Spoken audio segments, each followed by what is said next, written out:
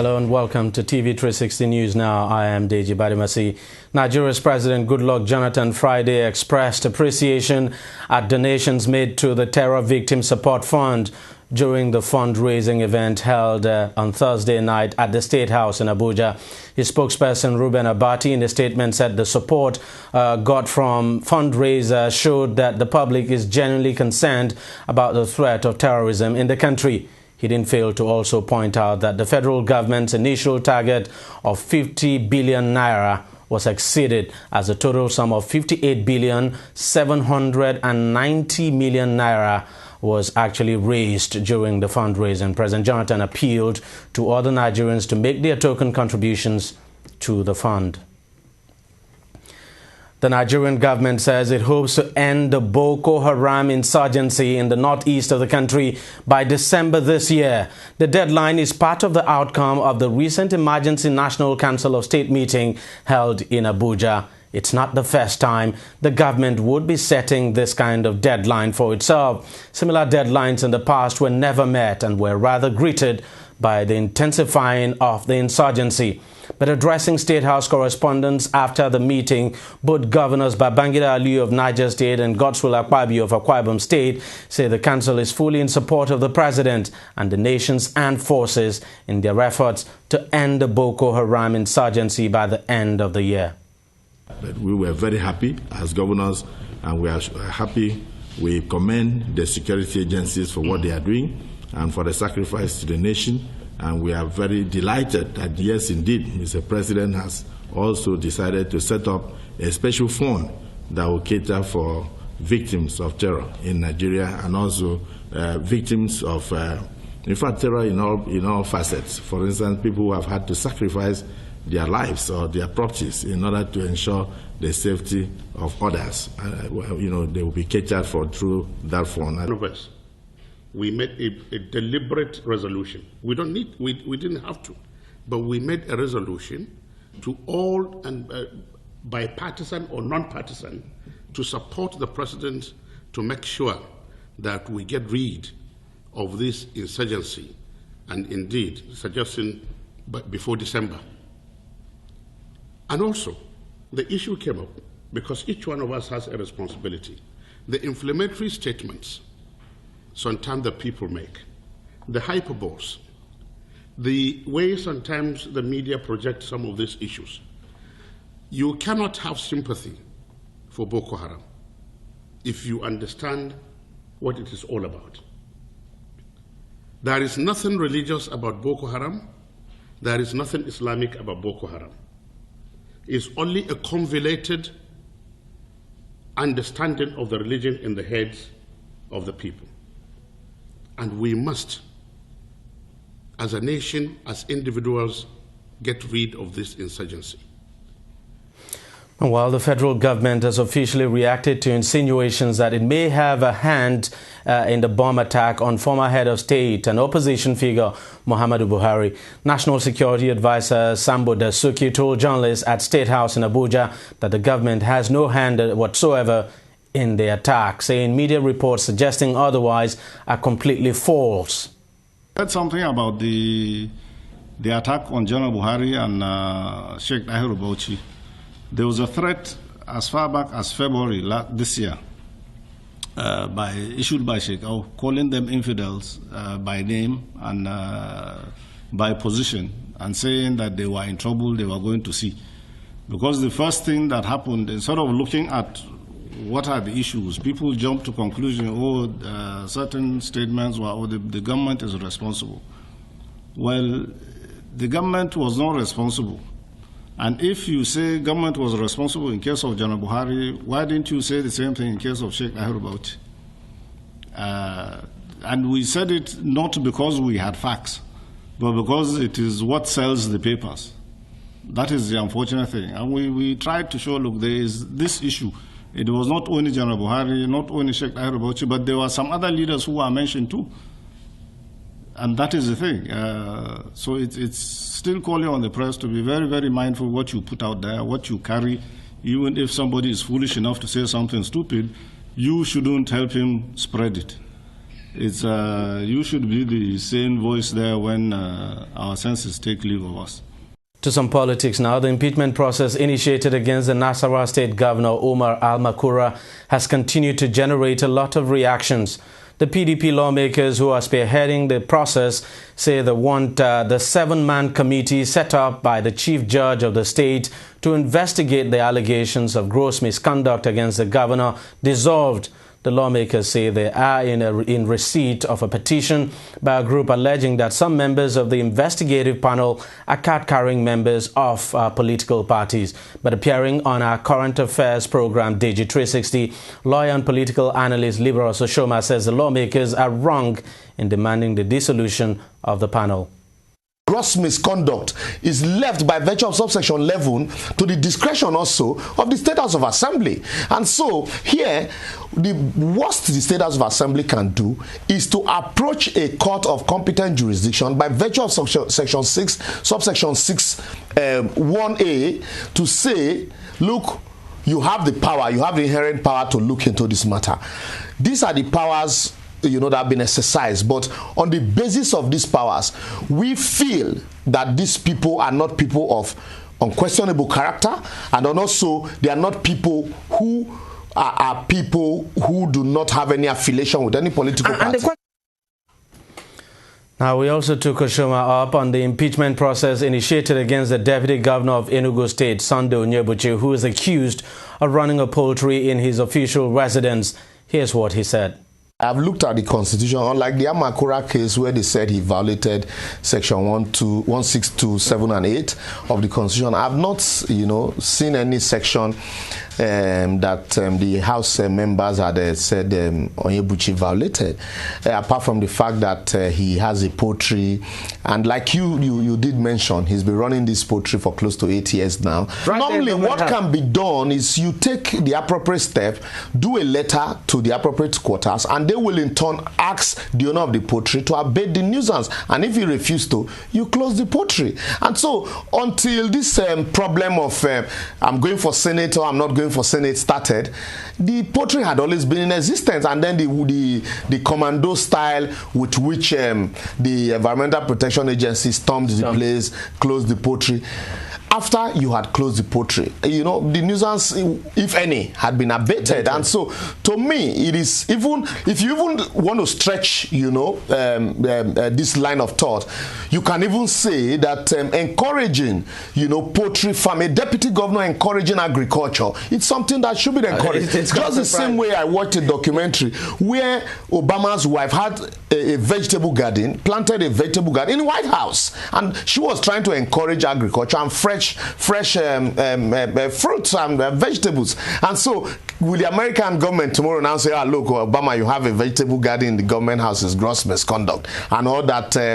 It's so funny what could constitute gross misconduct. And then even in direct demand's defense, that look, you were on leave, and I was not even aware that there was Eastern Governors Forum's meeting that was going to hold, and then the chief of staff coming to ask me to represent the governor, and that they could be taking instruction from a subordinate, and which is true. And so which goes on to show that the deputy governor was not in charge. If the governor was going on leave, ordinarily statutorily, he ought to have handed over power to the deputy. For the chief of staff now to be coming to give governor's instruction to the deputy shows that truly there had been a lot on ground. And back to what you said earlier, there are truly no impeachment that are not laced with malice. But in this case, you have the governor's hands, beating the drum, and so it is almost a done deal. And the best thing I will advise the deputy governor at this stage, since the people that are working against him, it's overwhelming, you just throw in the towel. Yeah. But we like this seat, resign. Now, with the governorship election in Osun State just days away, the All Progressive Congress APC has accused the federal government of harassing the people of the state. The party, in a statement by its spokesperson, Lai Mohammed, alleged that about 5,000 men of the Department of State Services, DSS, or otherwise known as SSS, are being dispatched to the state on the grounds that certain APC leaders are planning to foment trouble during the election. The party also added that it would not accept what it describes as the recent tactics of the Jonathan's administration designed solely to scare people away from the polling booths and provided an enabling atmosphere to rig the election. It also called on the local and international observers to take note of the pre-election intimidation tactics of the PDP-led Jonathan's administration. Now, less than 48 hours after he announced that he was defecting from the People's Democratic Party to the All Progressives Congress, former Minister of Sports Bolaji Abdullahi has come under scathing criticism from his former party. The Kwara State chapter of the PDP has accused the former sports minister Bolaji Abdullahi has been an APC mole in President Goodluck Jonathan's government. Spokesperson of the PDP in Kwara State, Rex Olawoye, in a statement said PDP was not surprised at Abdullahi's declaration, alleging that Abdullahi had secretly registered as a card-carrying member of the APC in Kwara State on Saturday, February 8, 2014. However, Abdullahi publicly declared his membership of the All Progressives Congress on Wednesday. Now, they say it's a combined effort at alleviating poverty in the state. Local government chairmen in Lagos have given out a number of household items worth millions of naira to indigent party faithful to help them establish small startups to get them out of poverty. TV360's Chidima Chikezie reports. Hundreds of party faithfuls gathered in this hall to witness an event that will be happening for the first time in the APC-controlled Lagos state. Outside the hall, the various items to be given out as empowerment. They were deep freezers, bags of rice, generators, toolboxes, hair dryers, sewing machines, among several others. The local government chairman under the aegis of Conference 57, comprising of the 20 local government and 37 local council development areas, say the gesture is their own contribution towards the reduction of poverty in the state. It's a response to the yearnings of the people. The local governments in Lagos State have been doing empowerment at local government level for a long time. But there's this impression that it has not been given enough mileage. And that's why local governments have put all the resources together to have a big bang event whereby many people across all local governments will be part of the empowerment program. So that is the initiative there. It's basically to scale up, the empowerment programs, that local governments have been doing in Lagos State. With the elections drawing closer, this is obviously a gesture aimed at building support for the ruling party in the state. But ask some of the chairmen here.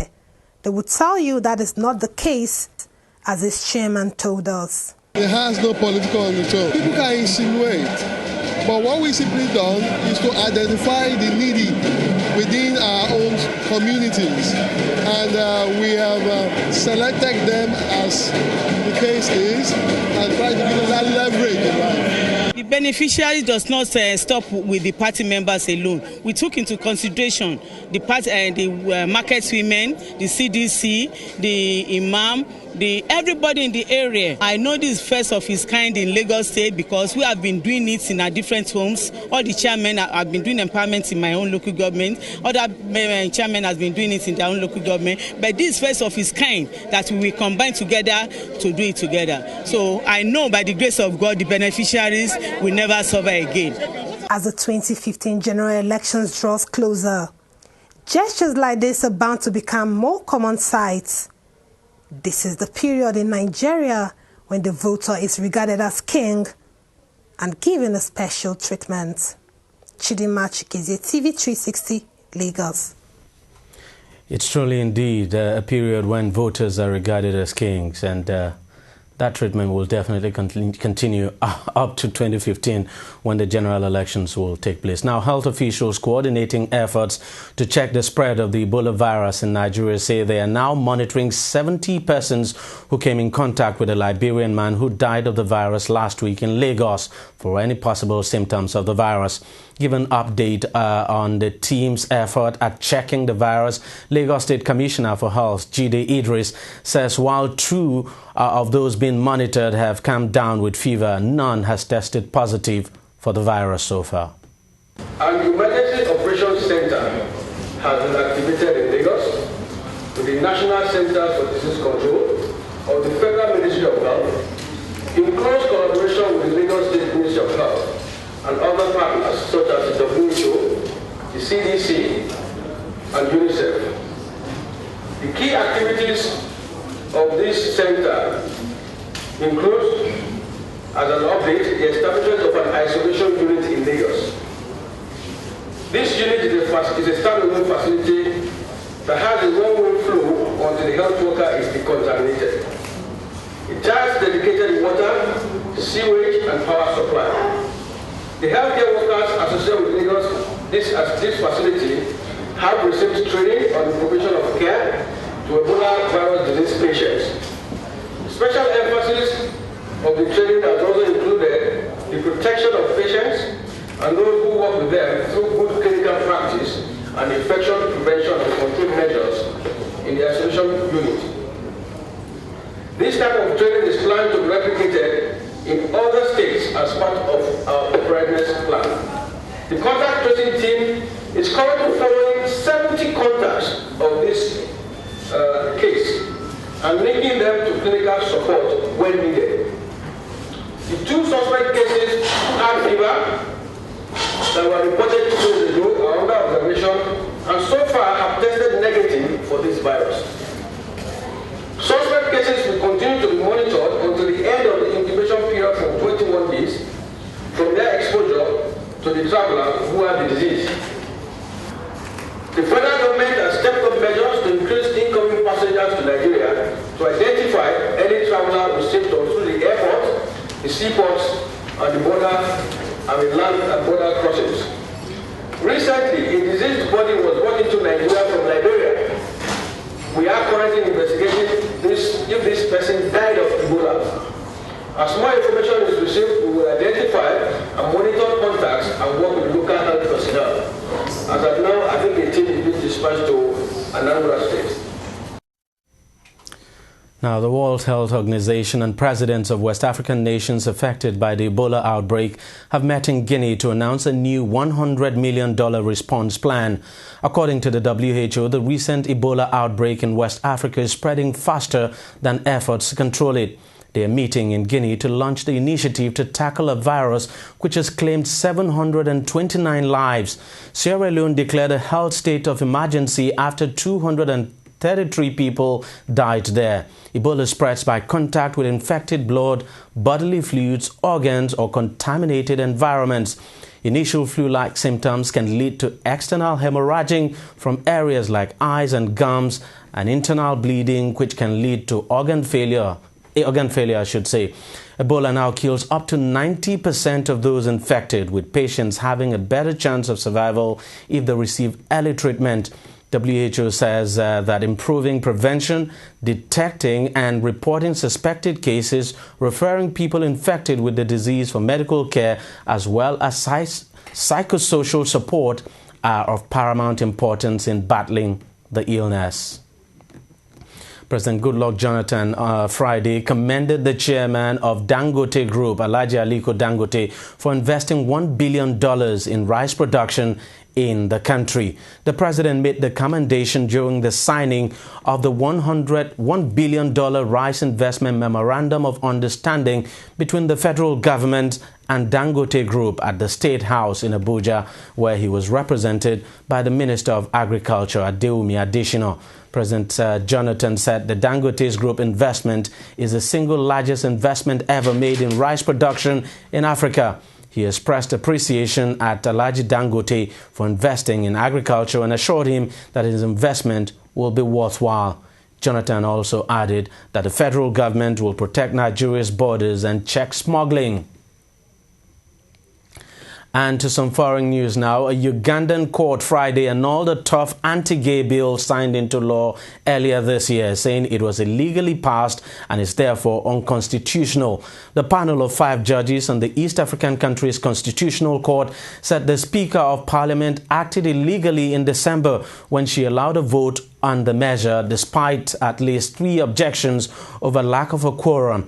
Uganda's President Yoweri Museveni signed the controversial anti-gay bill that contains harsh penalties for homosexuals into law in February this year. Since the law was adopted, several nations including the US, Denmark and the Netherlands cut aid to Uganda, which is a deeply conservative society. Ugandan authorities have defended the law in the past, saying President Museveni wanted to demonstrate Uganda's independence in the face of Western pressure and provocation.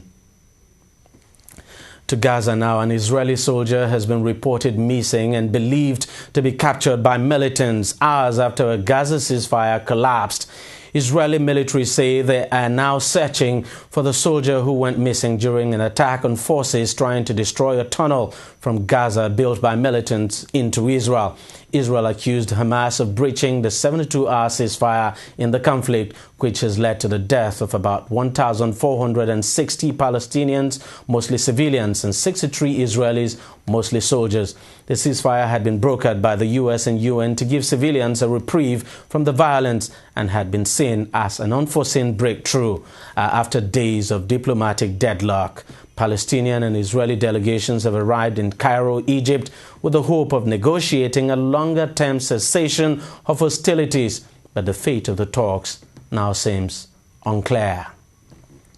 And to some sports, Nigerian teenage weightlifter Chika Malaha has been stripped of her Commonwealth Games gold medal after her B-sample test result confirmed a previous finding for banned substances. The Commonwealth Games organizer said the 16-year-old tested positive for diuretics and masking agents after winning the 53-kilogram division last Friday. She became the youngest ever female to win a weightlifting title at the Commonwealth Games. She was provisionally suspended on Tuesday after her A-sample tested positive for banned substances. She has, however, denied that she took the substance knowingly. The World Anti-Doping Agency also says it will look into how Malaha had access to the banned substances. Luis Suarez is set to appear before the Court of Arbitration for Sport August 8 to appeal his 4-month ban for biting Italy defender Giorgio Chiellini. FIFA placed a ban on the 26-year-old after the incident which occurred at the 2014 World Cup tournament. The Uruguayan, who is currently banned from all football-related activities, however, completed his £75 million move from Liverpool to Barcelona last month, prompting him to have his ban rescinded. An appeal to World Football Governing Body FIFA was rejected last month. If the appeal is successful, the striker, who has been denied the chance to train with his new teammates until the 26th of October, when the ban will be exhausted, could begin training as soon as possible. It's on that note that we end TV360 News Now. We thank you very much for watching. I am Deji Badimasi.